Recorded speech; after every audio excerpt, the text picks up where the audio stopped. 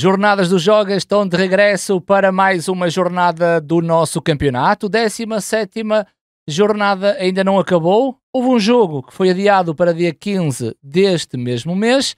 O jogo entre o Nacional da Madeira e o Futebol Clube do Porto. Tivemos um empate em Guimarães com o Vitória a jogar frente ao Sporting e o Benfica acabou por perder no Estádio da Luz frente à equipa do Braga. Vamos então destacar alguns jogadores, equipas, falar sobre treinadores e um olhar clínico para o nosso campeonato. Vamos primeiro olhar para a jornada e os jogos deste campeonato.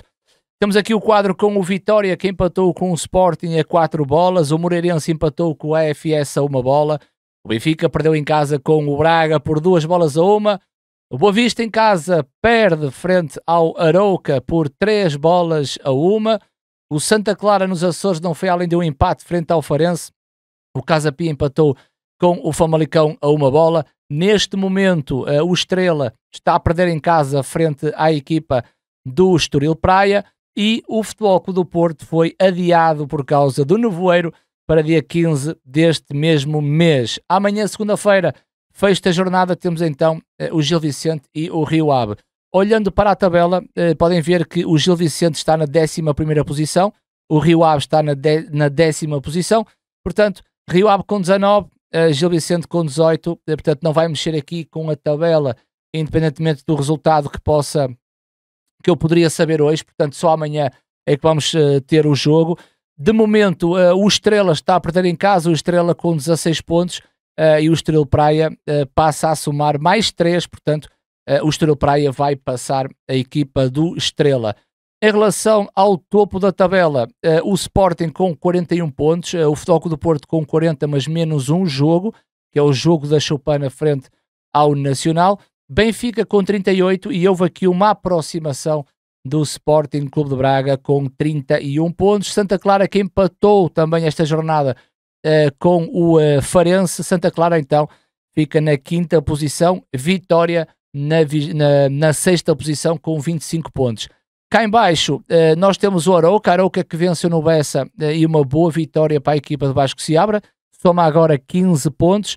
Em relação aos 3, lugar de play-off, Farense com 14 pontos, o Nacional com menos um jogo, que é o jogo frente ao Futebol Clube do Porto, e depois na cauda o Boa Vista, a equipa achadrezada com apenas 12 pontos. Vamos então primeiro falar sobre o jogo do Sporting que foi então a Guimarães defrontar o Vitória. E meus amigos, que jogo! 8 golos para todos os adeptos festejarem, uns a favor, outros contra, mais tristes por causa dos golos que são sofridos pela sua própria equipa.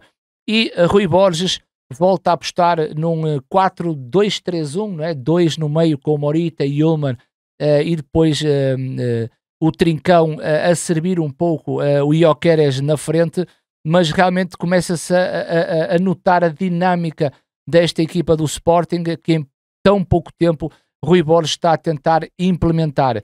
As equipas, em relação ao jogo do Sporting e do Vitória, as equipas com uma linha de 4, com Quaresma, Sanchez, Diomande e Mateus Reis, a dupla de meio campo com Morita e Ullmann, e depois Jenny Catamo e Kenda nos corredores laterais, com Trincão e Victor Gyökeres, Trincão um pouco atrás de Gyökeres. Por parte do Vitória, 4-2-3-1 também, com Varela na baliza, João Mendes, Jorge Fernandes, Oscar Ribas e Alberto Costa, Tiago Silva, Manu e Samu. Manu ficava um pouco mais atrás e Tiago Silva acabava por subir um pouco as linhas juntamente com o Samu.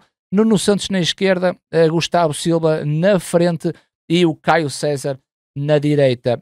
Um Sporting que começou bem a partida. O Sporting na primeira parte, na minha opinião, controlou o jogo, em alguns momentos dominou a partida. O Sporting faz uma primeira parte minimamente equilibrada naquilo que são as duas componentes ofensivas e defensivas. Eu creio que na equipa do Sporting há aqui um jogador que realmente faz a diferença nesta estrutura, que é o Trincão. Trincão, que dizem que esteve doente, e que não está bem fisicamente. O Trincão é realmente uma peça muito importante, porque o Trincão fica nas costas de Víctor Gyökeres e tem aquele jogo entre linhas, vai aparecer nas costas do meio campo da equipa do Vitória, e Manu teria essa obrigação de defender o espaço onde Trincão aparece, mas quando o meio campo, o Tiago Silva e o Samu se colavam, tinham referências com Morita e com Yilmaz, obrigava depois Manu a subir um pouco no terreno para reduzir o espaço, e era aí que o Sporting podia injetar o passe para Trincão, ou Trincão dar uma linha de passe, ou Trincão procurar um espaço, ou fazer um arrastamento para que outros jogadores do Sporting pudessem aparecer. Realmente Trincão fez um jogo muito bom. Destacar também aqui Morita no meio campo, que é claramente um jogador que agrega muito a este meio campo do Sporting, e também em termos coletivos, e o Sporting foi caminhando até o intervalo. Início da segunda parte, o Sporting chega a estar a ganhar por 3-1. É certo que há um excelente livre de Tiago Silva a fazer o primeiro golo, e que me parece que Franco Israel não teve tão bem nesse momento, mas o Sporting consegue chegar ao 3-1, e depois eu acho que há uma tentativa de controlar o jogo por parte do Sporting, mas depois o Sporting acaba que nesse controle o Sporting acaba por perder um pouco daquilo que é a atenção ao jogo. Não creio que o Sporting tenha abdicado de jogar e tentar chegar à baliza de Varela para fazer o golo, mas muitas vezes esse controlo do resultado e também do tempo de jogo, muitas vezes basta o adversário marcar um golo para acreditar. Em Guimarães o estádio estava ao rubro. O Vitória, quando faz o segundo golo, pareceu-me que o Vitória foi acreditar e muito naquilo que era possível o empate, e não é que o Vitória faz o 3-2, o 3-3 e o 4-3. Inacreditável como é que o Sporting permite que nesse controlo o Vitória fosse para cima do Sporting. O treinador Daniel Sousa fez mexidas muito boas com o Arcanjo, com o Mendes, o próprio Michel na frente, jogadores que vieram desequilibrar a teia defensiva do Sporting, e o Vitória chega então ao 4-3. Por fim, o Trincão apareceu num bom momento, conseguiu fazer o quarto golo, e tivemos então um empate. Em relação e o foco um pouco à equipa do Sporting, eu acho que o Sporting hoje em dia tem para resolver uma parte de um problema. Eu na altura tinha dito que com o JP, com o João Pereira, o Sporting tinha um problema num todo, portanto estamos a falar da componente ofensiva e defensiva. Eu creio que o Sporting de Rui Borges tem só uma parte do problema a resolver, que é a parte mais defensiva. Enquanto ofensivamente já vemos Víctor Gyökeres a fazer aquelas diagonais quase no corredor central, um pouco para a esquerda, centro-esquerda, muitas vezes o torna 1 para 1 com o adversário, com o central, e o Sporting começa a marcar golos e traz um pouco um flashback do passado. O problema, a parte do problema é no setor defensivo com uma linha de 4, ou seja, o Sporting está com alguns problemas de definir as coberturas defensivas aos seus laterais. Veja-se o exemplo quando o Mateus Reis é batido mais à esquerda, depois há uma demora dessa cobertura, e creio que esse quarteto defensivo com bolas também a pingar na área não está muito confortável. Portanto, eu creio que Rui Borges terá que com pinças ir a essa parte do problema e resolver, para que o Sporting consiga nessas duas fases, com e sem bola, ser uma equipa mais homogénea, mais segura, mais ligada e muito mais disciplinada. Depois avançamos para o jogo do Benfica que perdeu num Estádio da Luz frente à equipa do Braga, e perdeu de uma forma que já se espelha em relação a outros jogos. Uma primeira parte fraquíssima por parte do Benfica, e depois correr contra o tempo na segunda parte. E eu creio que neste momento o Benfica está um pouco desligado, a equipa não está coesa, a equipa não está definida, a equipa não tem rotinas ofensivas muito bem identificadas. Bruno Lage parece-me um pouco confuso daquilo que quer fazer para este Benfica. Bruno Lage, que tem uma comunicação que cada vez mais se encaminha para um caminho bastante apertado. Portanto, já no passado vários técnicos falavam de uma forma nada coerente com aquilo que se passou dentro das 4 linhas. Parece que o discurso não é coerente e não se liga àquilo que realmente se passou no jogo, e os adeptos acabam por ficar muito chateados. O Benfica, que em termos de estrutura vem com o seu 4-2-3-1, portanto na baliza com Turbine e depois quarteto defensivo com Carreiras, Tomás Araújo, Otamendi e Bá, 2 médios com Leandro Barreiro, Cockchu e Oshnas, 3 médios em que Cockchu e depois centro-esquerda Leandro Barreiro, centro-direita Oshnas, e depois Kerem Aktürkoğlu, Di Maria, o Kerem à esquerda, Di Maria à direita e o Pavlidis na frente. O Braga de Carlos Carvalhal, Mateus na baliza, depois Robson Bambu, Niakate e Adriano Marin, depois na direita Victor Gomes, na esquerda Gabri Martínez, dupla de meio campo com Vítor Carvalho e Gorbi, na frente Ricardo Horta, Fran Navarro e Bruma e Ricardo Horta, claramente um destaque para esta equipa do Braga, que foi à procura daquilo que o Benfica foi permitindo. Ou seja, o Benfica numa primeira parte totalmente desligado. Compreendo que Bruno Lage queira colocar o Cockchu na posição número 6, esperando que o Benfica seja controlador, dominador, e pegue em Cockchu para fazer a distribuição do jogo.